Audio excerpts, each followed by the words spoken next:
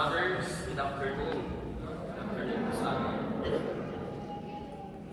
Last Thursday, here in Germany, we celebrated the Corpus Christi. But in our country, in the Philippines, we usually celebrate the Corpus Christi the Sunday after the solemnity of the Most Blessed Trinity. So this Sunday, in our liturgical calendar, it is the solemnity of the Corpus Christi. The solemnity where we honor the most body and blood of our Lord Jesus Christ. One time, a priest shared his experience. Sabi niya sa mga tao, at that was October. So usually the month of October is dedicated to the month of the Most Holy Rosary. He invited all his parishioners. Sabi niya sa mga tao, this Sunday, I invite you to attend the Holy Mass. And after the Holy Mass, we will culminate the month of the Holy Rosary in a living rosary. Please come to our Holy Mass and living rosary. Tapos, merong isang matandang babae nang saya-saya, ibinalita niya sa kanyang mga kabarangay, sa kanyang mga kabarilyo, ang sabi ng pari. Ano yung sabi ng pari? Ano po? Mayroong banal na misa at mayroong living rosary. Dumating yung Sunday. It was very first time na yung simbahan ay punong-puno ng tao. The priest was very surprised kasi for the very first time, the church was full of people. Yung mga iba, yung mga hindi nagsisimba nandoon. Yung mga iba, yung mga hindi katoliko, nandoon din. Doon sa misa na yon. Then, they started to celebrate the Holy Mass, and after the Mass, they have their living rosary. And after the living rosary, pinauwi na ng pari yung mga tao. O sige, uwi na kayo. Kasi tapos na ang ating banal na misa at tapos na rin ang ating living rosary. Pero yung mga tao, they started to complain. Sabi ng mga tao, Father, sabi ng matanda, na after daw ng misa, yung matanda kasi bingi, kaya ang pagkakaintindi niya, after ng misa, meron daw libreng grocery. Father.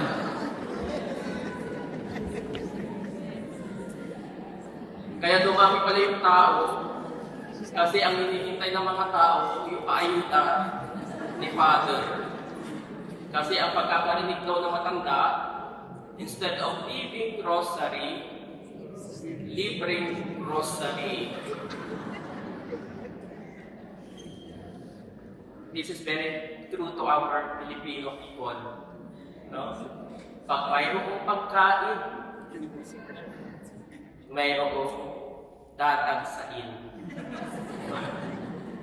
This is very true to us. Sa mga experiences ko in our diocese, pag sinabi ng pare, pagkatapos ng misa, may mesa, for sure, yung mesa, yung isa, dadagsain ng tao. Kasi mayroong pagkain. And for us Filipinos, food is very essential thing. Di ba po ba?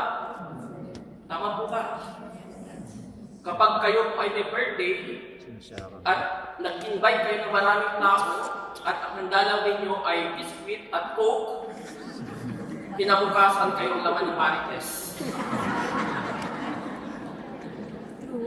Kayo ang laman ng kiss-kiss. Ano ba yun? Nag-invite pa ang pinakain is biscuit lang tapos coke. tayo mga Pilipino, we work hard because we want to have food on our table. Diba? That's very typical. That is very typical for Filipinos.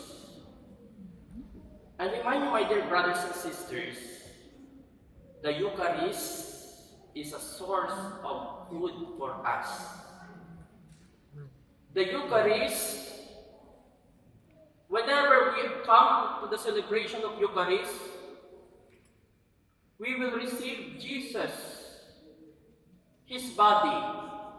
And the food that we receive in the Eucharist is no other than Jesus. It is Jesus Himself. It is not an ordinary food, but Jesus Himself giving to us His body for us to eat His body. Sa Eucharistia, mayroon pa rin pagkain. Kaya nga dito sa atin, pag may agape, mayroong maraming taong pupunta. Pag walang agape, iilan lang or iba-iba hindi pupunta. Kasi para sa atin, food is an essential thing. Sisters and brothers, whenever we receive the Eucharist, we receive Jesus. Our body, sometimes we feel hunger. Sa kadalasan, if your body is weak, you need to eat. If your body needs drink, you need to drink. If you will not eat or you will not drink, you will die. You will not survive. That is the nature of man.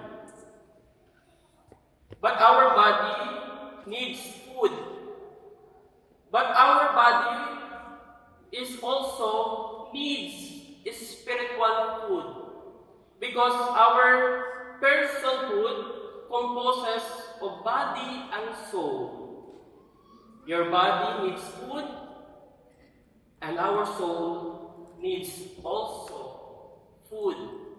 And this food is no other than Jesus Himself giving to us whenever we celebrate or whenever we receive Him in the communion.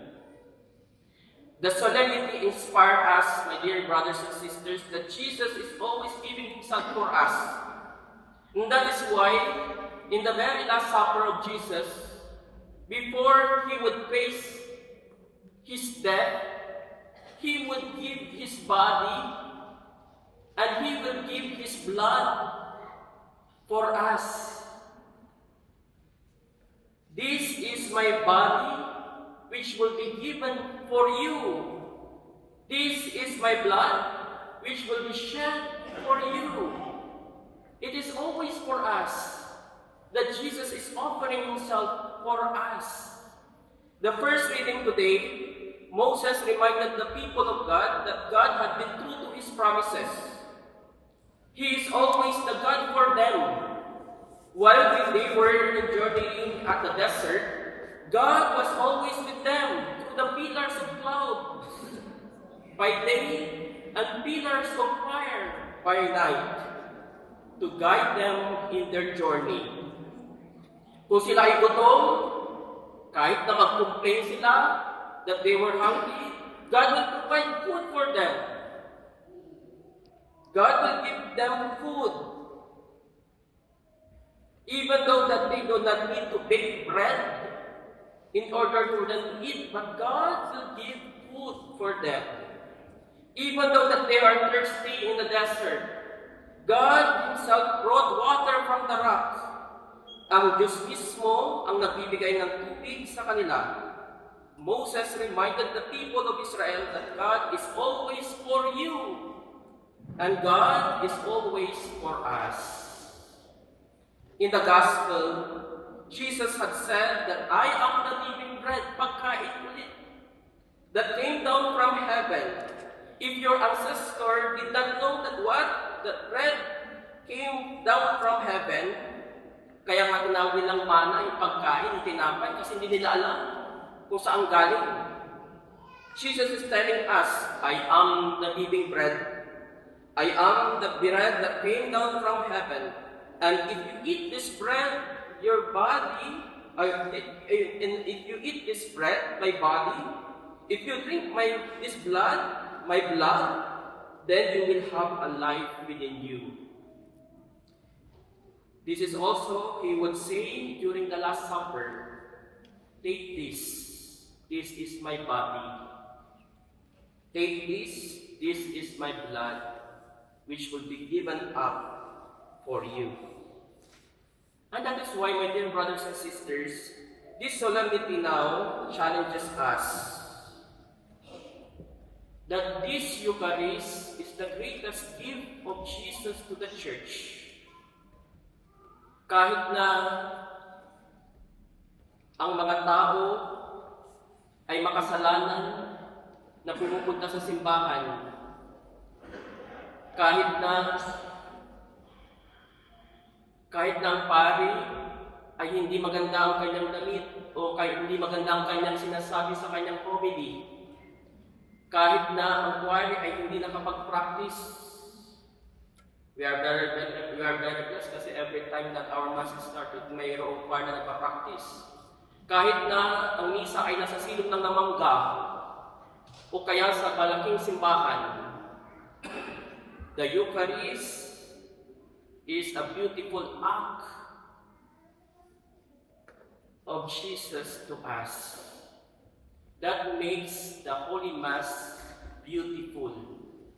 It is not about the priest, it is not about the choir, but Jesus Himself giving Himself to us. And that is why it challenges us now. Whenever we receive communion countless times, but the question is, do we live as people fed by the body and blood of Christ? Do we give value and reverence to the Eucharist? Do we give time for every Sunday for the Holy Mass despite of our busy schedule for the whole weekend? The Eucharist is the greatest gift of God to the Church. It is the holiest thing of the Church. And we should show our reverence in the body of Christ, because the Eucharist will give us strength. Kapag tayo ay gutom, kailangan ng pagkain. Pero kapag tayo ay gutom din ang ating kaluluwa, kailangan din natin pakainin. If you have problem to your wife, don't go to the another woman or to the bar. Go to the Eucharist and receive Jesus. If you have problem to your husband, don't go to your friends and make a chismis or make a judgmental to your husband, but go to the Eucharist. Go to the church. Attend the Mass. If you have problem to the priest, don't go to your friends and marites with your priest. Or don't go to the bishop and complain the priest what he's doing. But go to the Eucharist. Don't leave the church. Go to the Eucharist, because the Eucharist will satisfy your hunger. If you have problems, if you are sad for the loss of your beloved loved ones, don't lock up your room. Go to the Eucharist. Go to the Mass, and you will experience Jesus living inside of you. Receive Jesus in the sacrament of the Eucharist, and it will transform your life so that you will be like Christ Himself, Christ-like, whenever we receive the Eucharist. And this is a challenge.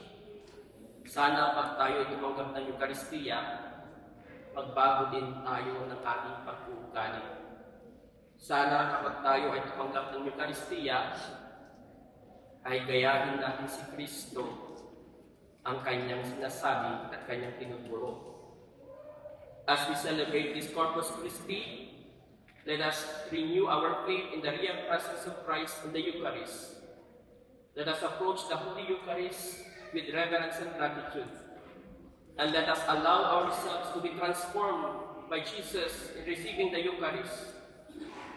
May the body and blood of Christ nourishes us on our journey, strengthen us in our struggles, and lead us always one day to the eternal banquet of heaven.